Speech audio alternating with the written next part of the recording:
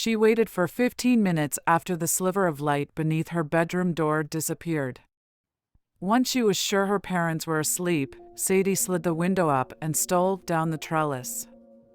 The autumnal air swished down into her lungs, crisp, chilly, and delicious. She landed like a cat, crouched, hands on the floor. Sadie didn't need to jump the last of the way to the ground, but where would the fun be in not doing that? Her 10-speed leaned next to the bins, where she'd left it. With a glance up at the droopy eyes of the house, she hopped on her bike and cycled off into the night. After half a minute, she clicked her torch on and plopped it into the basket. The beam sliced through the evening's ink. The streets were empty at this time of night, save for the high school kids. They drove around, windows obscured with pot smoke, beers in one hand, steering wheels in the other.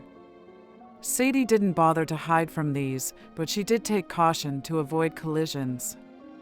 If only her father, who grumbled about their poor driving skills, could see them now. It didn't take her long to reach Lisa's house. Google Maps told her it was an 11-minute journey, but she always raced to beat the time.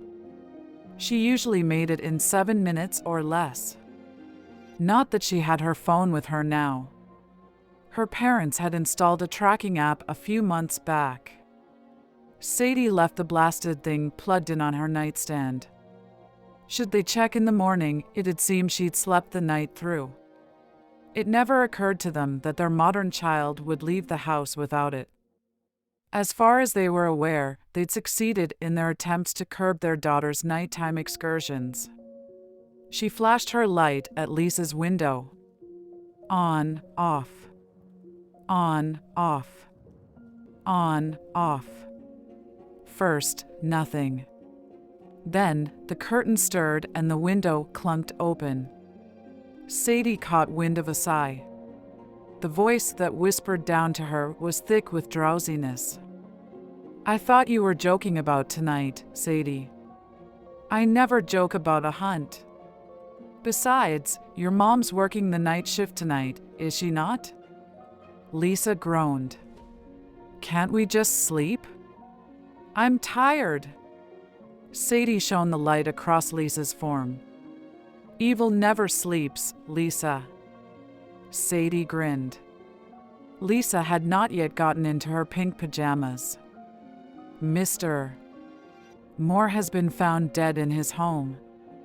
"Really?" "Oh, God." "Fine, just get that light out my face, will ya?" "I'll be down in a moment." Sadie clicked the torch off and waited. After a spell, the front door of the Browns' house opened and closed. Lisa wrapped her cardigan around her and shivered. "Mr. Moore is dead?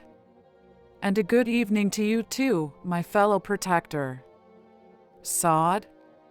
"Well, not dead." Lisa threw her head back and growled. "You always do this." "But he did say that a bat tried to enter his home last night." "A specter of the macabre, I've no doubt." "We should ensure the foul beast does not find any more prey." Lisa watched her breath float away. "Why'd we have to go out again this week, Sod?"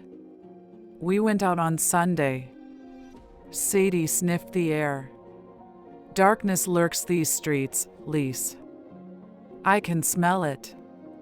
"All I can smell is your bull." Sadie silenced her with an upraised hand. "Quickly. My senses are tingling. We must head off the leech before he leaves his enclosure." Lisa's shoulders slumped. "Fine, but no more than an hour, yeah?" "It's a school night." Sadie nodded, hand over her heart. "Scout's honor." "You got the steak?" Lisa rolled her eyes. "Yes, Mom." She patted her rucksack. "Don't know why I've got to be the one to store all this crap. If I get caught with it, people will think I'm a loony." "'Cause your mom doesn't search your room, Lise. Now, hop on." Lisa did as Sadie told her, but grumbled as she did so. Maybe there's a reason your parents search your room, Sod. You're mental. If being labeled mental is the price I have to pay to ensure the safety of the citizens of Bridgemoss, Sadie said as she began to pedal with a grunt, then so be it. Lisa took a deep breath. You gotta grow up at some point, Sod. We'll be in high school next year. We don't want to be labeled as weird girls. Those chicks never get dates. And still you doubt my gifts. You should have learned by now that this world is darker and more mysterious than the grown-ups would have you believe. So you keep saying, do you not remember the Wolf of St. Wisney's? That was a stray dog. Ah, but did we not help the pound in catching a most evasive beast? Yeah, all right. I'll agree we did some good there. We helped a homeless dog find shelter. I think Katie's family adopted him. And of the ghosts of West Woodbridge? You mean the broken wind chimes that Mrs. Andrews had on her porch? That sounded like wailing? And did we not put an end to such ghastly choruses? We stole them, fixed them, then hung them up again. Sadie sighed. Ah, another citizen protected. Lisa chuckled. Mental. So, where is it we're heading tonight? I don't want to go trudging through dirty streams full of broken glass and needles again. My mum kill me if I wreck another pair of trainers. Tonight, my fellow protector, we must head the destroyer off before he even leaves his lair. Oh, Jesus. I hate the cemetery. A thick mist clung to the ground. It seemed to seep from the very pores of the earth itself and offered the place a pale illumination. The tombstones pointed this way and that, drunkards who leaned against doorframes. The only sounds were their ragged breaths and their footsteps as they squelched in the mud. I don't like this, Sod. It's creepy. But have we not sworn an oath to brave the creeps of this world? An oath that you made up.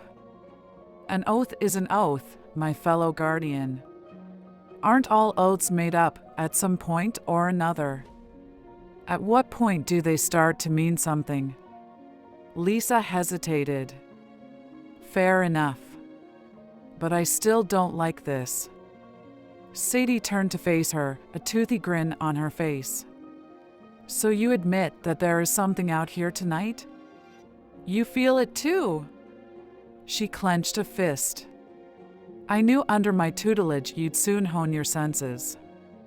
Lisa pulled her cardigan ever higher around her chest any further, and she'd risk ripping the damn thing. I don't know. But I know that if we get stabbed and mugged, my mom will be more pissed than upset. At first, anyway. We need not worry about being impaled by the drinker of life. It is he who should worry about us doing so to him. Lisa frowned. Sometimes, Sod, you get so wrapped up in your theatrics that you make no goddamn sense. Sadie shrugged. We gone stab the vampire. Much better. But, still, can we go home? This is creepy. And I legit don't want to get hurt. Sadie pointed forward with the stake. Hush, now. The moss-covered stones, features softened by the weather, gave way to the maze of the vaults.